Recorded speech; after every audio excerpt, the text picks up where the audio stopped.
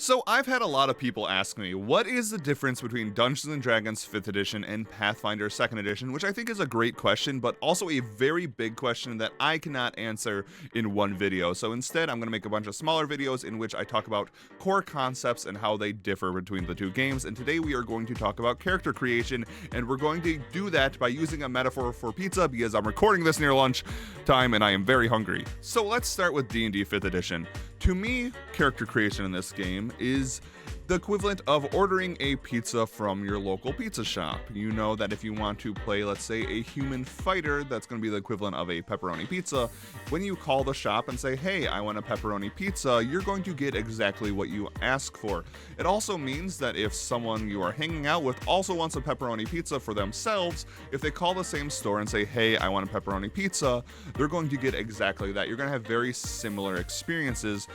Things might differ if one person gets onions or like bell peppers or banana peppers on their pizza, but overall, fundamentally, they're going to have the same pizza, which I don't think there's anything wrong with that. Sometimes people just want to do the classics, and that's kind of what you get with D&D 5th edition. You want to play a human fighter, you can do that. If you want to play a wizardly elf, you can also do that. And it is like kind of the equivalent of just like ordering the hits over at your local pizza store. So for Pathfinder 2nd edition, instead of calling up the local pizza store, you are instead walking into like what is the equivalent to a mod pizza or a blaze pizza. You know those pizza chains that like look like a Chipotle inside? Like that is what you're walking into. You might want to play a human fighter, which is still the equivalent of a pepperoni pizza, but when you get to the counter, things are going to be vastly different. You're going to be asked, first of all, what type of cheese do you want? Do you want goat cheese? Do you want your basic white cheese? Do you want yellow cheese? Do you want vegan cheese? So already your pizza is going to be fundamentally different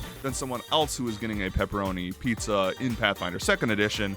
You'll also go down the line. Maybe you want pepperoni. What type of pepperoni? How long do you want the pepperoni to be cured? Do you want spicy pepperoni? Do you want normal pepperoni? And that just keeps going on. Meaning that at the end of character creation or at the end of ordering a pizza, you might have got a pepperoni pizza, but yours is going to look vastly different because of all the choices you had compared to the person behind you who is also getting a pepperoni pizza. So to try to simplify all the nonsense I just said, D&D 5th edition character creation is very simple. You know what you're going to get if you go fighter human. You know, if there's someone else goes fighter human, you're going to have very similar experiences, but you also are going to have a very recognizable experience. You know what you're going to get into.